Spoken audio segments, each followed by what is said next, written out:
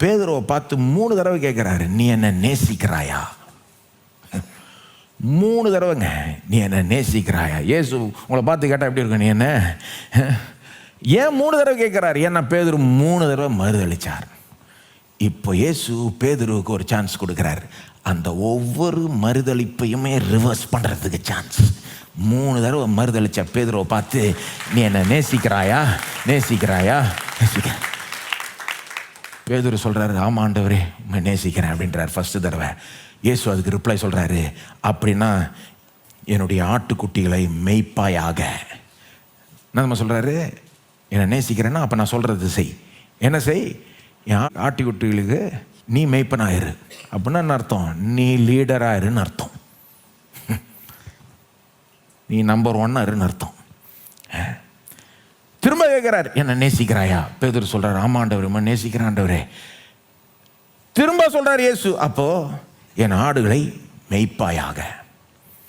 3ஆவது தடவை கேட்கிறாரு, நீ என்ன நேசிக்கிறாயா? 3ஆவது தடவை கேட்டப்போ பேதுரு அவர் ஒரு மாதிரி ஆயிட்டார் பாருங்க. அங்கே ஆக்சுவலாக சொல்லப்படுது, அவர் துக்கப்பட்டார்னு. பேதுரு துக்கப்பட்டார். 3ஆவது தடவை கேட்குறப்போ அவருக்கு மனசுக்கு என்ன வந்திருக்கும்? நான் நினைக்கிறேன் அந்த மறுதளிப்பு தான் வந்திருக்கும். 3ஆவது தடவை எப்படி சபிச்சு ஆணையிட்டு சத்தியம் பண்ணி இயேசுவை மறுதளிச்சது அவர் மனசுக்கு வந்திருக்கும். 3ஆவது தடவை கேட்குறப்போ பேதுரு சொல்கிறாரு, உமக்கு தெரியும் ஆண்டவரே, உம்மை நான் நேசிக்கிறேன்றது உமக்கு தெரியும். சொல்கிறாரு, என்னை காட்டில் உமக்கு நான் அப்படி செஞ்சிட்டேன், ஆனால் உம்மை நேசிக்கிறேன் அப்படின்னு சொல்கிறப்போ திரும்ப இயேசு என்ன சொல்கிறாரு? அப்படின்னா என் ஆடுகளை என்ன பண்ணுறாரு கவனிச்சிங்களா? 3 தடவை கேட்டு அவரை ரெஸ்டோர் பண்ணுறாரு, மீட்டெடுக்கிறார். 3 தடவை என்ன சொல்கிறாரு? அப்படின்னா நீ தான் மெய்ப்பனாக இருக்கணும். என்னை நேசிக்கிறேன்னா அப்போ நான் சொல்கிறத செய். உன் வேலை என்னது?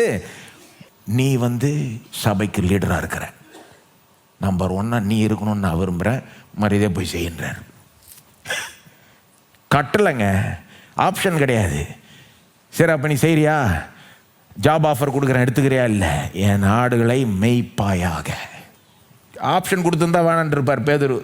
பேதுரு நினச்சிருப்பார், ஏசு என்னை மன்னிச்சு ஏற்றுக்கொண்டா கூட எங்கேயோ ஒரு மூலையில் உட்கார வச்சிருவார்னு நினைக்கிறேன். திரும்ப லீடராக இருக்கிறதுக்கெலாம் வாய்ப்பு, சான்ஸு. பாருங்கள், யாருங்க இப்படிலாம் ஏற்றுக்கொள்வா? பேதுரு சபையினுடைய நம்பர் 1 லீடராக எழும்புகிறார். அப்போஸ்தலர்கள் முதல் பிரசங்கத்தை பண்ணுகிறது பேதுரு. ஆயிரக்கணக்கான ஜனங்க ரட்சிக்கப்படுறாங்க. முதல் அற்புதத்தை செய்கிறது பேதுருவும் யோவானும். அந்த ஊரே கலக்கினவருங்க பேதுருவும் யோவானும். எருசலேமை முதல் 13 அதிகாரம் அவங்க தான் பெரிய ஆளுங்க. பேதுரு தான் பெரிய ஆள் அதில் ஆக்சுவலாக. அதுக்கப்புறம் தான் பவுல் ஊழியம் அப்படியே தொடங்குது. வேற யாருங்க இப்படி மீட்டெடுப்பா?